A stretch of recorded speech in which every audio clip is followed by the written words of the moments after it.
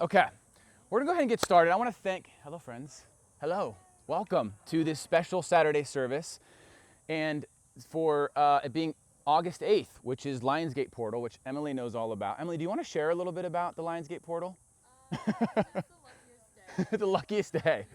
Yeah, and what I want you guys to begin to understand with, seasons like this in life, and today with the 8-8 portal and things of that nature, what I think a lot of us are going to begin to experience, and I'm sure a lot of you have experienced, is it's just going to amplify a lot of the relationship that you have with the self. So what prosperity brings, it's going to bring old thought patterns that you thought maybe you had overcome that begin to arise to the surface once again. So how many people here have been experiencing like, man, I feel like everything's supposed to be good, and then like, way from the back, yes, absolutely. And then all these like thoughts of resistance or negativity, maybe like thought patterns, again, that you had thought you would overcome. I know, at least in my own life, that they also begin to amplify. They also begin to grow.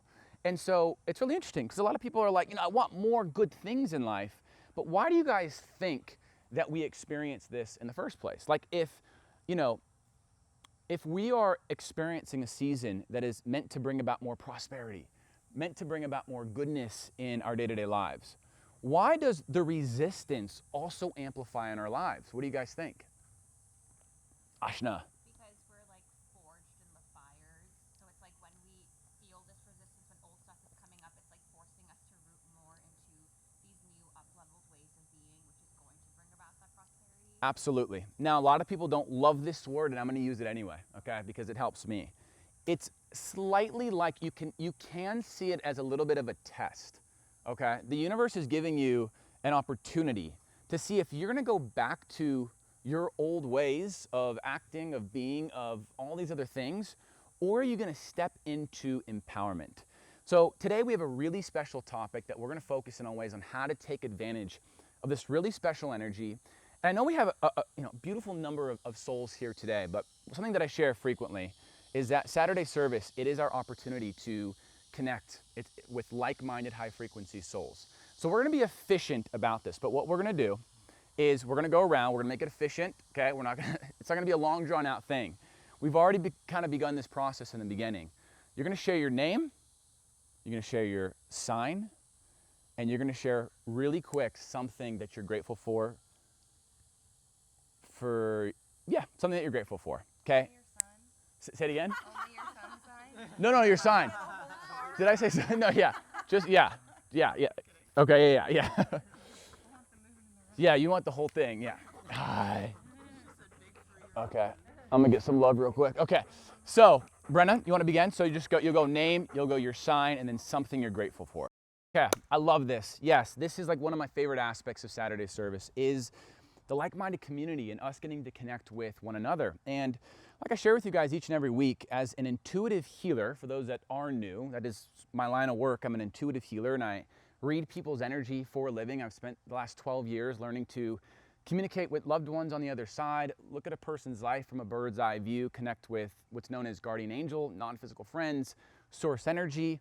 And it's something that we actually all have access to, right? It's not something that like makes Nikki special. I have spent about 12 years strengthening my relationship with this aspect of the self, but we all have access to this part of who we really are. And the question that I like to ask with any of our offerings, whether it's Saturday service, the webinars, the podcasts, and things of that nature, is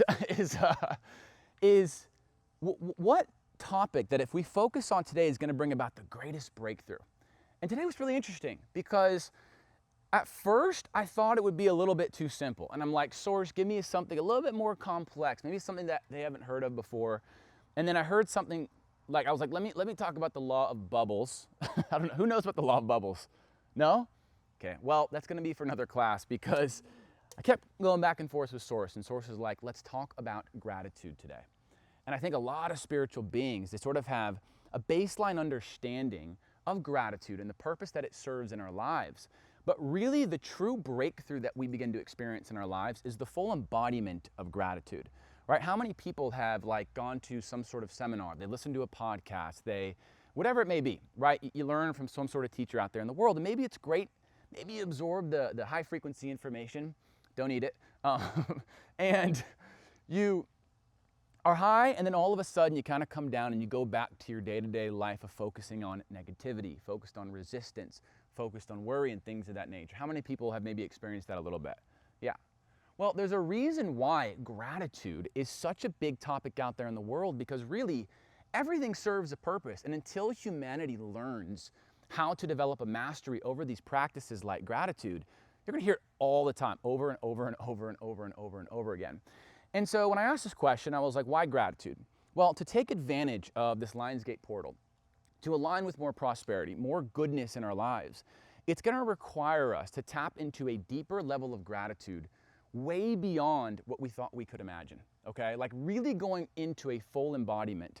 Now, why is it difficult, do you guys think, to actually begin to embody gratitude to the highest degree? What do you think?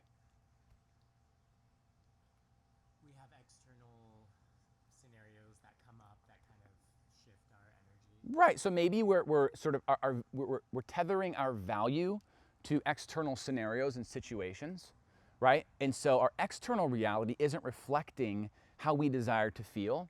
Well, here's what's interesting. And this actually really helped me a lot. The physical body, it's actually addicted to negative emotion. Okay, I really want you guys to get this, because this goes beyond you. You might wake up in the morning, you're feeling a lack of gratitude. Maybe you're feeling gratitude now, but later on in the day, you're like, man, I was feeling all this gratitude at Saturday service. I was baking in the sun with some amazing friends in this beautiful little space. And you go back to your day-to-day life and you're feeling maybe ungrateful, you're feeling resistance. Well, the body is actually addicted to negative emotion, because technically the brain is going, you're safe when you are in fight or flight. You are safe not feeling safe. And to step into gratitude is to really step into the unknown. It is where all of your dreams and goals resist. So there's a couple of different categories with gratitude, okay? There's gratitude for experiences that you've had in your past, all right? A lot of the reason why we are unhappy in our lives, and when I say past, yes, I mean things that we experienced in childhood that we felt were unfavorable to our lives, but I also mean in the last 48 hours. I also mean in the past couple of weeks, okay? So there's harnessing a level of gratitude for experiences that we've had in our past. There's the present moment, okay? There's finding ways to experience a high level of gratitude for your life, for the plants that are in your home, for your friends, for your family. And then this is one of my favorite ones, gratitude for your future that already exists, all right? This is one of the most amazing ways to begin attracting a life in accordance with your dreams and your goals. It's kind of to begin this process of identifying, what is it that I desire to attract in my life? Well, if it already exists in the quantum field, where endless possibilities exist, can I begin to frequently feel grateful for the things that maybe on the outside it doesn't look like I have, but by the scientific, energetic, and spiritual laws of this universe, I do have? Were you feeling grateful for your following before it popped off? Were you sort of in a flow state?